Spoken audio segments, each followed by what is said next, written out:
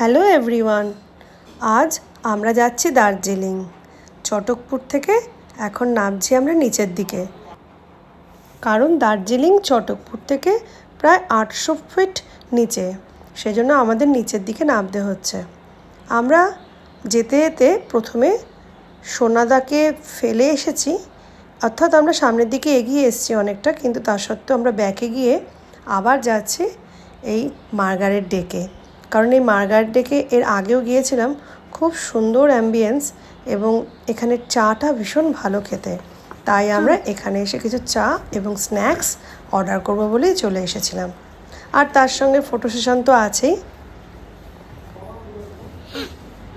সব কিছু মিলিয়ে মার্গারেট ডেক অসাধারণ একটা অ্যাম্বিয়েন্স।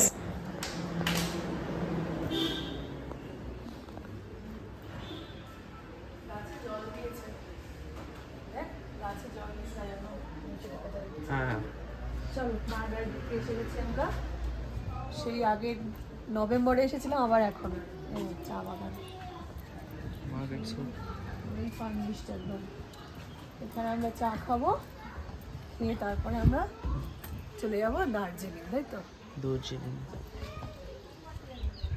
বাইরে বসবে না ভেতরে বসবে?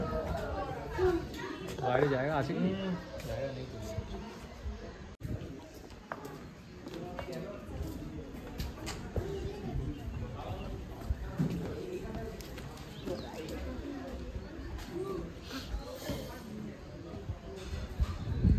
পুরো হ্যাঙ্গিং ডেক একটা, নিচে রয়েছে চা বাগান, নিজস্ব প্ল্যান্টেশন আছে এদের। চল, এই যে এসছেন মার্গারেট ডেকের ভুখা। মার্গারেট ডেকে এসে আমরা টি আর ক্যারেট কেক অর্ডার করেছিলাম, আর ইমনের জন্য নিয়েছিলাম হট চকলেট। সেসব খেয়েই এরপরে আমরা চলে যাব দার্জিলিংয়ের দিকে। টমাটোর মধ্যে দিয়ে দিও, ভেতরের মধ্যে, তাহলে তোমার একটু ডিপ হবে। বল না, এটা ডিপ হয় না। সুগার দিয়ে নাও না, একটু দিয়ে রেখে দিও, সুগার ফ্রি।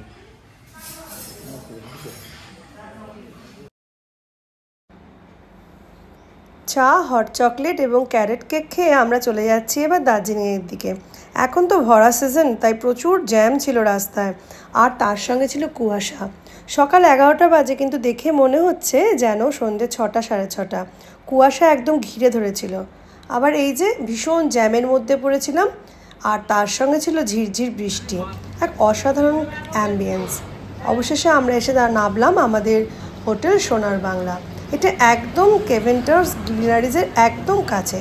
গ্লিনারিজের থেকে একদম হাঁটা পথ, একটা গলি আছে, সেই গলি দিয়ে সোজা ঢুকে গেলেই এটা পাওয়া যাচ্ছে। এই হোটেলটা ভীষণ সুন্দর একটা লোকেশানে এবং খুব তাড়াতাড়ি এখান থেকে ম্যালে পৌঁছানো যায়।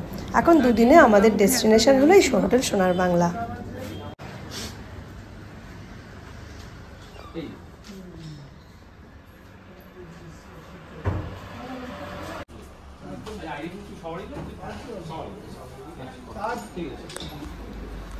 হোটেলের যাবতীয় ফর্মালিটিস করে সমস্ত আইডি প্রুফ জমা দিয়ে অবশেষে আমরা রুমে এসেছি। আমরা 4 তলার রুম পেয়েছিলাম, দুটো পাশাপাশি।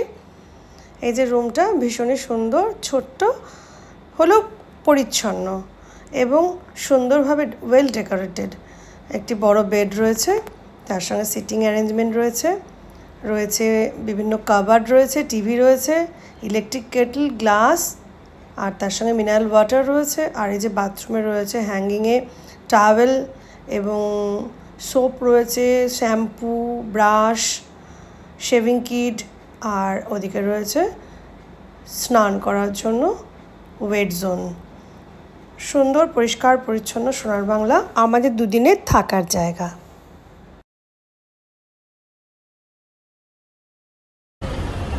আবার আমরা চলে এসেছি দার্জিলিং। বল, দার্জিলিং। এখন আমরা হোটেলে ফ্রেশ হলো, সোনা ফ্রেশ হয়ে এখন আমরা যাচ্ছি লাঞ্চ করতে। কোথায়? কুঙ্গা যাচ্ছি খেতে।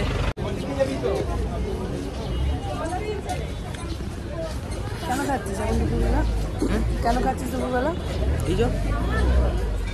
এত লম্বা লাইনের জন্য? কুঙ্গায় ছিল বিশাল লাইন, আমাদের প্রায় 1 ঘন্টা 15 মিনিট লাইন দিতে হয়েছিল।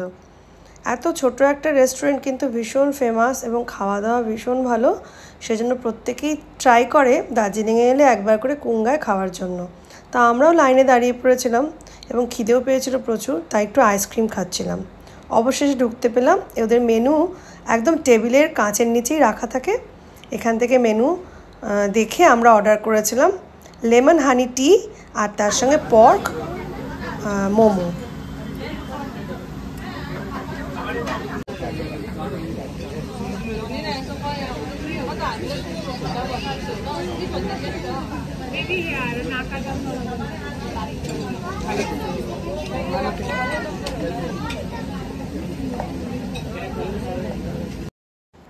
অবশেষে পর্ক মোমো চলে এসেছে, ভীষণ ডেলিশিয়াস এবং এরা একদম সঙ্গে সঙ্গে বানিয়ে দেয়, কোনো কিছুই আগে তৈরি থাকে না, তাই অসাধারণ তার টেস্ট হয়। 2:10 এসে কুঙ্গায় লাইন দিয়েছি। আমাদের খাবারের সুযোগ এলো কটায় বল? সুযোগ কটা এলো? আমরা 3:10 ঢুকেছি, মানে পুরো 1 ঘন্টা। এখন 3:55 বাজে।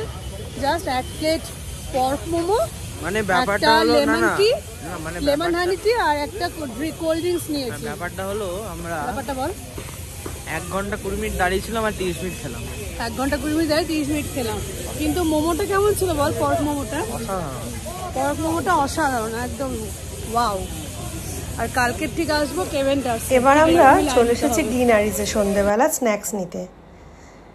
এই সন্ধ্যেবেলা স্ন্যাক্স নেওয়ার আগে দুপুরবেলা আমি আর রাজা দুজনে মিলে গিয়েছিলাম ভুটিয়া বস্তিতে, অর্থাৎ টিবেটিয়ান ভুটিয়া বস্তি, রিফিউজি বস্তি একটি আছে দার্জিলিংয়ে, যেটা হেঁটে আমরা গিয়েছিলাম 5 কিলোমিটার 10 কিলোমিটার আমরা হেঁটে বিকেলটা আমরা ওইখানে এনজয় করেছিলাম, দুজনে গেছিলাম আর ওরা হোটেলেই ছিল। তারপরে সবাই মিলে চলে এলাম ডিনারিজে। একটু টি ব্রেকের পরে ঝমঝম করে বৃষ্টি নামলো, আমরা জাস্ট বেরিয়েছি আর সঙ্গে সঙ্গে বৃষ্টির মধ্যে পড়েছি। কিন্তু বৃষ্টি এখানে বেশিক্ষণ হয় না, কিছুক্ষণ হওয়ার পরে যে মেঘ সরে গেল আবার চারিদিক শুকনো হয়ে গেল। যাকে এই বৃষ্টির পরে আমরা কিছুক্ষণ মেলে কাটিয়ে তারপরে চলে এলাম রাতের ডিনার নিতে উড়ান নির্ভানায়। এটা পিওর ভেজ রেস্তোরাঁ কাম রিসর্ট। গতবার আমরা এখানেই ছিলাম, এবারে সিজন থাকার জন্য এখানে রুম পাইনি, কিন্তু এখানে খাবার দাবার ভীষণ ভালো বলে আমরা ডিনারটা এখানে করবো বলেই ঠিক করলাম, তাই সবাই মিলে এখানে চলে এলাম। এটা পুরো ম্যালের পাশেই। আমি নিয়েছিলাম মঞ্চাও স্যুপ, অর্থাৎ আমরা 3-4জন স্যুপ খেলাম। তারপরে নেওয়া হয়েছিল ভাত আর নেওয়া হয়েছিল ডাল, ভেজ কারি, আর তার সঙ্গে আমার ছেলে নিয়েছিল আইসক্রিম, আরও অনেক কিছু ছিল। যাকে আজকের প্রথম দিন দার্জিলিং আমাদের ভালোই কাটলো, আর রাতও হয়ে গেছে, প্রায় 10:30 বাজে। এখন আমরা হেঁটে হেঁটে ম্যালের কাছে যাব এবং ম্যালের পাশেই তো আমাদের হোটেল। এভাবেই আজকের দার্জিলিংয়ের প্রথম দিন শেষ করলাম। পরের দিনের ভিডিওতে থাকবে দার্জিলিংয়ে যে ভুটিয়া রিফিউজি ক্যাম্পে গিয়েছিলাম হেঁটে হেঁটে, তার ভিডিও। আশা করি তোমাদের সকলের ভালো লাগবে এবং তোমরা দেখো। যদি আমার ভিডিওগুলো ভালো লাগে তাহলে লাইক, শেয়ার এবং সাবস্ক্রাইব করে নিতে ভুলো না। অনেক ধন্যবাদ এবং দার্জিলিংয়ে শুভরাত্রি।